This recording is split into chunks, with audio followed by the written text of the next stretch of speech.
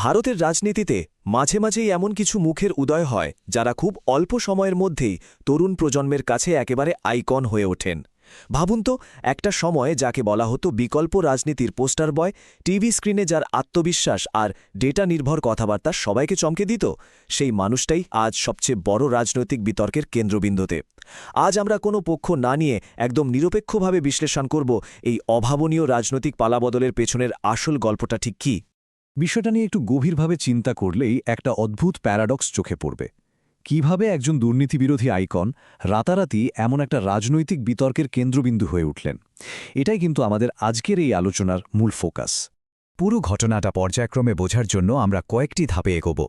রাজনীতিতে তার উত্থান, আবের প্রধান মুখ হয়ে ওঠা, এরপর মিডিয়া গ্ল্যামার, সেই বিতর্কিত দলবদল, মানুষের মিশ্র প্রতিক্রিয়া এবং সবশেষে খোঁজার চেষ্টা করব এটা কি নিছকই বাস্তববাদ নাকি আদর্শের পতন। প্রথমেই চলুন ফিরে যাই তার শুরুর দিনগুলোতে, রাজনীতিতে পা রাখার গল্পটায়। রাঘব চাড্ডার একাডেমিক ব্যাকগ্রাউন্ড কিন্তু দারুণ ইমপ্রেসিভ। ১৯৮০ সালের ১১ই নভেম্বর দিল্লিতে জন্ম। মডার্ন স্কুল আর শ্রী ভেঙ্কটেশ্বরা কলেজের গণ্ডি পেরিয়ে তিনি হলেন একজন চার্টার অ্যাকাউন্ট্যান্ট। এরপর সোজা লন্ডন স্কুল অফ ইকোনমিক্স থেকে এক্সিকিউটিভ প্রোগ্রাম। সত্যি বলতে এই প্রোফাইল দেখলে যে কেউ ভাববে, আরে ইনি তো ভবিষ্যতে কোনো বড় মাল্টিন্যাশনাল কোম্পানির সিইও হবেন। কিন্তু তার জীবনের স্ক্রিপ্টটা বোধহয় অন্যভাবেই লেখা হচ্ছিল। তার এই রাজনৈতিক উত্থানকে যদি একটা রোলার কোস্টারের সাথে তুলনা করি তাহলে কিন্তু একদমই ভুল হবে না। ২০১১ সালের আন্না হাজারে আন্দোলন থেকে শুরু, এরপর জাস্ট কয়েক বছরের ব্যবধান ২০২০ সালে দিল্লির রাজিন্দরনগর থেকে সরাসরি বিধায়ক, ২০২২ সালে রাজ্যসভার সাংসদ, আর তারপর সেই ২০২৬ সাল যখন তিনি বিজেপিতে যোগ দেন। মাইলফলকগুলো দেখলেই বোঝা যায় তার এই উত্থান কতটা অবিশ্বাস্য আর দ্রুতগতির ছিল। এবার একটু পেছনের দিকে তাকাই, কিভাবে তিনি আম আদমি পার্টির একদম প্রথম সারির মুখ হয়ে উঠলেন। ২০১১ সালের সেই অ্যান্টি করাপশন মুভমেন্টের সময় অরবিন্দ কেজরিওয়ালের টিমে কাজ শুরু করেন তিনি। খুব দ্রুতই দলের পলিসি আর ইকোনমিক স্ট্র্যাটেজি সামলানোর মূল দায়িত্ব চলে আসে তার কাঁধে। ইংরেজি নিউজ চ্যানেলের ডিবেটগুলোতে তার ডেটা নির্ভর যুক্তি আর সাবলীল বক্তব্য, মানে যাকে বলে একেবারে পিন ড্রপ সাইলেন্স করে দেওয়ার মতো ব্যাপার। সোশ্যাল মিডিয়ায় তার স্পিচগুলো তখন রীতিমতো ভাইরাল হতে শুরু করে। অনেকেই তখন বলাবলি শুরু করেছিলেন, এই ছেলেই নাকি ভবিষ্যৎ ভারতের জাতীয় নেতা। এর পরের ফেজটা হল সাকসেস আর মিডিয়া গ্ল্যামারের এক পারফেক্ট কম্বিনেশন। এখানে তার ইমেজের দুটো খুব ইন্টারেস্টিং দিক আছে। একদিকে সাইড এ, সেই দুর্নীতিবিরোধী তরুণ আইকন যিনি সবসময় বিকল্প রাজনীতি আর ডেটা নিয়ে কথা বলেন, আর অন্যদিকে সাইড বি, একজন প্র্যাগম্যাটিক বা বাস্তববাদী আধুনিক পলিটিশিয়ান যিনি মিডিয়ার ডার্লিং। বলিউড অভিনেত্রী পরিণীতি চোপড়ার সাথে বিয়ের পর তো তার এই গ্ল্যামার একেবারে অন্য লেভেলে পৌঁছে যায়। এই দুটো ভিন্ন ইমেজের সহাবস্থানই কিন্তু ভবিষ্যতে সেই বড়সড় রাজনৈতিক টুইস্টের গ্রাউন্ড তৈরি করে দিচ্ছিল। আর ঠিক এরপরই শুরু হয় আমাদের এই আলোচনার সবচেয়ে ড্রামাটিক এবং বিতর্কিত অধ্যায়, তার আকস্মিক রাজনৈতিক পালাবদল।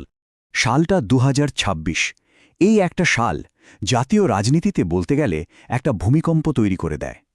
২০২৬ সালের এপ্রিলে সবাইকে অবাক করে দিয়ে রাঘব চাড্ডা আনুষ্ঠানিকভাবে আম আদমি পার্টি ছাড়েন এবং বিজেপিতে যোগ দেন। রাজনৈতিক মহলে এটা ছিল আক্ষরিক অর্থেই একটা বিশাল বড় ধাক্কা। হঠাৎ করে এমন একটা সিদ্ধান্ত কেন? ব্যাকগ্রাউন্ডে আসলে অনেক কিছুই চলছিল। আপের ভেতরে রাজনৈতিক টানাপোড়েন, দিল্লির পলিটিক্যাল ক্রাইসিস আর দলের ভেতরের একের পর এক দুর্নীতির অভিযোগ, সব মিলিয়ে পরিস্থিতি ছিল বেশ ঘোলাটে।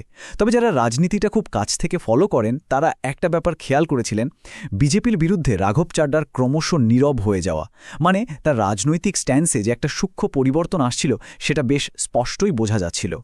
দলবদলের এই খবরটা আসার পর মানুষের রিয়াকশন ঠিক কেমন ছিল? চলুন একটু ডিজিটাল প্ল্যাটফর্মের পরিস্থিতিটা দেখিনি।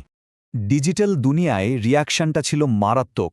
অসংখ্য মানুষ রীতিমতো তাকে আনফলো করতে শুরু করেন। কেন? কারণ তিনি তো বছরের পর বছর নিজেকে ওই পরিষ্কার রাজনীতির প্রতীক হিসাবে প্রজেক্ট করেছিলেন, তাই না? এই দলবদলটাকে অনেকেই তার মূল আদর্শ থেকে সরে আসা হিসেবে দেখলেন। সবচেয়ে ইন্টারেস্টিং ব্যাপার হলো, সোশ্যাল মিডিয়ায় তার পুরনো সব ভিডিও আবার ভাইরাল হতে শুরু করল, যেখানে তিনি নিজেই গলা ফাটিয়ে বিজেপির সমালোচনা করছিলেন। স্বাভাবিকভাবেই চারদিক থেকে রাজনৈতিক সুবিধাবাদের অভিযোগ ধেয়ে আসতে থাকে। রেডিট বা অন্যান্য সোশ্যাল প্ল্যাটফর্মে ঘোরাফেরা করা এই কোটেশনটা সে সময়ের পাবলিক সেন্টিমেন্টকে একেবারে নিখুঁতভাবে তুলে ধরে। বাস্তবে রাজনৈতিক অস্তিত্ব টিকিয়ে রাখার জন্য এটা একটা প্রয়োজনীয় পদক্ষেপ নাকি নিজের মূল আদর্শ থেকে সম্পূর্ণ একটা ইউটার্ন? এই একটা কথা থেকেই বোঝা যায় সাধারণ মানুষের মতামত কতটা বিভক্ত হয়ে পড়েছিল। সবশেষে আমাদের এই পুরো আলোচনার একেবারে মূল জায়গায় ফিরে আসা যাক। এটা কি আসলেই প্র্যাগম্যাটিজম নাকি আদর্শের মৃত্যু? পলিটিক্যাল সায়েন্সে রিয়েল পলিটিক বলে একটা টার্ম আছে। এর মানে হল এমন রাজনীতি যা কোনো আইডিওলজি বা আদর্শের চেয়ে বরং প্র্যাকটিক্যাল সমীকরণ আর ক্ষমতার ওপর ভিত্তি করে চলে। আজকের দিনের ভারতীয় রাজনীতিতে যেখানে সোশ্যাল মিডিয়া ন্যারেটিভ আর ক্ষমতার সমীকরণ রোজ বদলাচ্ছে, সেখানে এই রিয়েল পলিটিকের ধারণাটাই যেন প্রতিদিনের সবচেয়ে বড় বাস্তব হয়ে দাঁড়িয়েছে। তাহলে পুরো ঘটনাটা অ্যানালাইজ করার পর এই একটা চূড়ান্ত প্রশ্নই কিন্তু আমাদের সামনে রয়ে যায়। রাঘব চাড্ডা কি স্রেফ একজন বাস্তববাদী নেতার মতো রিয়েল পলিটিকের চর্চা করলেন, নাকি ক্ষমতার অস্তিত্বের লড়াইয়ে তিনি তার নিজের পুরনো আদর্শের সাথেই বিশ্বাসঘাতকতা করলেন? আধুনিক রাজনীতিতে আদর্শ আর ক্ষমতার এই যে লড়াই, এটা বোধহয় কখনোই শেষ হওয়ার নয়।